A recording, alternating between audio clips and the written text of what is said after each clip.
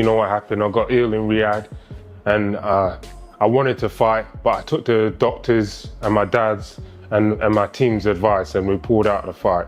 I'm gutted about it, but shit happens in life. But I'm back now, guys, and I can't wait to give you guys some fight. I'm willing to give everything I've got, everything I've got left now at this stage of my career, and you know, become two-time heavyweight champion. Daniel Dubois, how are you getting on with Daniel, by the way? Do you even speak much? Like, how's it go? Yeah, you know what? I'm actually surprised. He's completely different to what he portrays, like what people think he actually is. Like, no, I was surprised. He's a disgrace to the sport of boxing. I don't know how or why he's got this shot. Don't think he deserves it. Hasn't beaten anybody of any note. Loses all of the big fights. Daniel Dubois has dropped a bombshell about his looming fight with Moses Itauma, but the energy behind his words doesn't scream confidence. If anything, it sounds like the groundwork for an escape route. He's been hyping up some kind of shock or surprise in his interviews, but at the same time, his eyes keep drifting toward Joseph Parker, a man who already beat him. Dubois insists and stop his fight at Parker, you know, go through him. So, you know, there was no plan behind this. This just happened, and you know, if he wants proof and everything, go and ask the border control doctor that came and saw me. But everyone talking, like, I just want to silence all of that. But I'm just ready to go now. He wants to settle unfinished business, but to many, it feels less like ambition and more like hesitation. The subtext is obvious. Dubois doesn't look eager to stand across from the young, hungry, and fearless Moses Itauma. Instead, he keeps circling back to safer, familiar names. To boxing fans, this isn't the energy of a lot of people saying that after the Parker thing, that I'm ducking people, but right now I just want to deck someone. So you'd have any one of those names right now? Hey? I said you'll have any of those names right now. A man burning with hunger, it's diversion. Dubois postures in interviews like he's ready to deck anyone who stands in front of him, but when you strip away the noise, the picture looks different. His obsession with Parker feels like a smokescreen, a way of sidestepping Itauma's rapid rise. Fans are sharp enough to see through the bluff. They know the difference between genuine fire and manufactured hype. Meanwhile, Moses Itauma has been cutting through the noise. Yeah, no, it's literally styles makes fights, doesn't it? Yeah. And I think Dubois, his style is one of my trickiest. So yeah, it gels well. With a calm, measured confidence, while Dubois talks tough to the cameras, Itauma claims he sees something very different in camp, a man unsure of himself. Itauma points out the gap between Dubois' public bravado and his private demeanor. For a fighter who was once touted as Britain's next heavyweight hope, the best if it did happen, but as you know, boxing, there's a lot of things that happen behind the scenes that we don't really know of, or we don't really hear of, and there's things always being lined up, but I'm not too sure that'll happen next. The perception of meekness is damning, and Itauma, still just a teenager, sounds more like the seasoned pro in this dynamic. He isn't rattled by Dubois' interviews, he's amused by them. To him, Dubois is acting tough because he has no other choice. Even Joseph Parker doesn't sound convinced by Dubois' latest statements. He knows the politics of matchmaking better than most, and he hints that Dubois... I thought up until that round, I thought it was a pretty good fight to watch. And Daniel's obviously very disappointed. He's in the dressing room at the moment, and if he's going to come back, he's got to learn from it. He's only 27 years of age. I look back at, Frank Bruno, for example. 3 times he fought for the world title, and he got it in the fourth attempt. And Daniel, he's won a world title, so... would rather revisit old ground than face the teenage storm gathering speed. Dubois' hesitant tone mirrors what people in the gyms have been whispering. He's stalling. Parker might play polite in public, but privately, he knows what fans suspect. Dubois isn't eager to be the man who tests Moses Itauma. Then comes Frank Warren's attempt to spin the story. As Dubois' promoter, Warren compares him to Frank Bruno, suggesting that patience and nurturing are part of the process. But for fight fans, the subtext is loud and clear: excuses. While Warren frames Dubois as a project still being built, Itauma is already demanding the hardest fights available. Fans aren't buying the idea that Dubois needs more time. They see it as careful avoidance, a strategy to steer him away from the storm everybody wants to see him face. Warren talks about top 10 names. He's in a room with civilians, with people that are not getting in the ring, are not putting their life on the line to totally get smashed to get it wrong. They're living in make-believe land. He's the one that's getting in there to do the job. You have to take yourself away from that and put yourself on another level of existence. You've got to do that. And fighters will understand what I'm saying.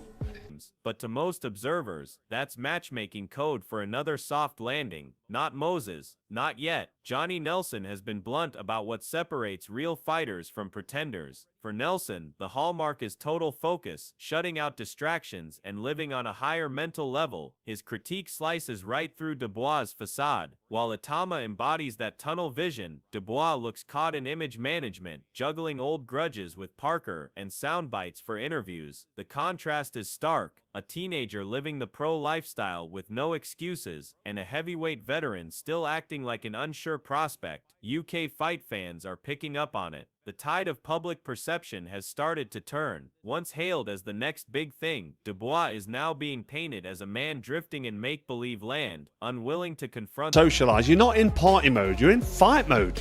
You're in, I could be walking to a certain death mode here. This is the hurt game. This is a dangerous, hard sport where people get seriously injured in there. And when you're fighting, you want to be in the mode of fight zone, fight mode.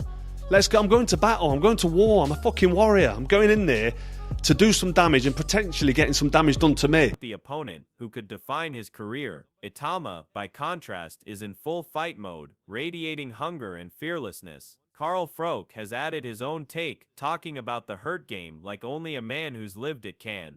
Froch doesn't sugarcoat. This sport demands fearlessness, a readiness to go through hell to achieve victory. Itauma already carries that mindset. Dubois, in Froch's eyes, looks like someone preparing to protect a brand, rather than risk everything in the ring. UK fans still remember Froch marching into wars without hesitation. Itauma mirrors that energy. Dubois, he's circling safer names. Froch's bluntness underlines the core issue. Hesitation equals defeat. And right now, Itauma can smell the hesitation on Dubois like blood in the water. Dave Allen, never one to mince words. But you would like to make it, yeah, sorry. I'd like to, yeah.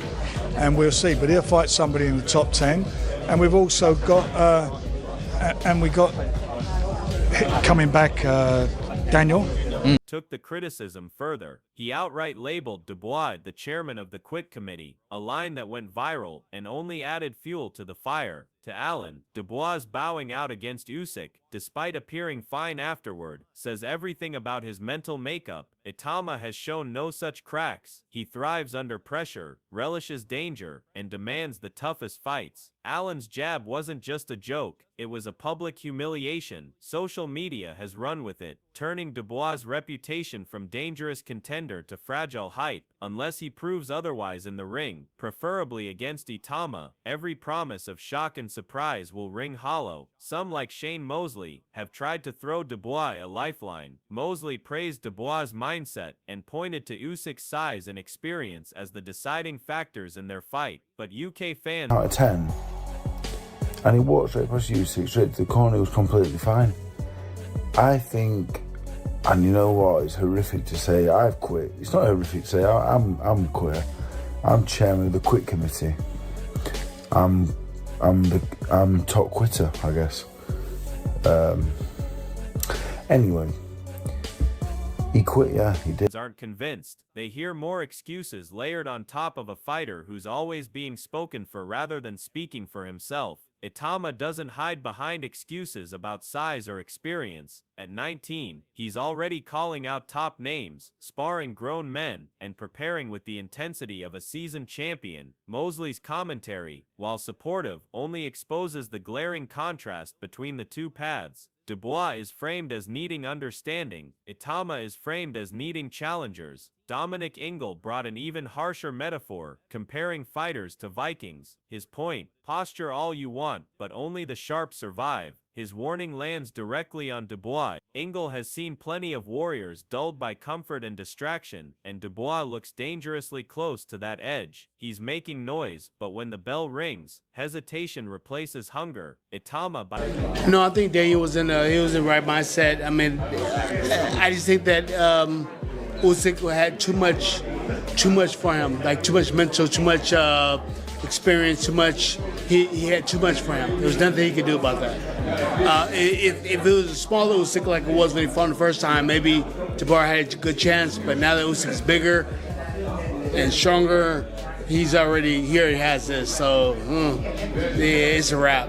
It's a wrap for the heavyweight division now. Like I think it was. By contrast, is sharpening himself like a blade, living the do-or-die mentality that defines true fighters. Ingle's message is simple: either become the warrior or become the cautionary tale. Right now, Dubois risks being remembered as the guy who acted like a Viking but never stepped into the true battle. This looming showdown isn't just another heavyweight fight, it's a collision of legacy, courage, and truth. Itauma has bulldozed every obstacle in front of him, a teenage prodigy moving with the poise of a veteran. Dubois, meanwhile, continues circling names and promising shocks, but words don't win fights. If Itauma wins, he stamps himself as Britain's next dominant force, a new standard of hunger and fearlessness in the heavyweight division. If Dubois manages to shock the world, he saves his career and silences the whispers of ducking and quitting. But to do so, he must transform completely, shedding the hesitance and I think the only people who used to party before battle with the Vikings were, and it used to get pissed up and,